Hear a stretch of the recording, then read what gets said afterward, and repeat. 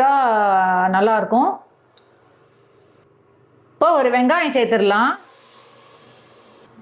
இப்போ ஒரு தக்காளி சேர்த்துடலாம். இப்போ இதில் 2 பச்சை மிளகாய் சேர்த்துடலாம். இப்போ இதில் கொஞ்சமாக மஞ்சப்பொடி சேர்த்துடலாம். இப்போ இதில் தண்ணி சேர்த்துடலாம்.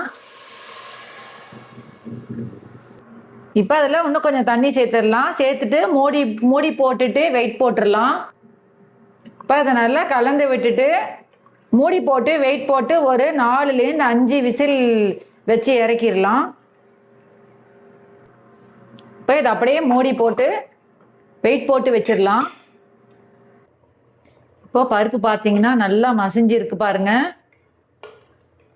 என் சேனல் இப்போ தான் ஃபர்ஸ்ட் டைம் பார்க்குறீங்கன்னா கீழே சப்ஸ்கிரைப் பட்டன் இருக்கும், அதை ப்ரெஸ் பண்ணி பக்கத்தில் இருக்கிற பெல் பட்டன் ப்ரெஸ் பண்ணி ஆல்ன்ற பட்டன் ப்ரெஸ் பண்ணியிருந்தா நான் போடுற வீடியோ நோட்டிஃபிகேஷன்ஸாக வரும். வேறு என்ன டவுட்ஸ் கமெண்ட் பாக்ஸில் கேளுங்க.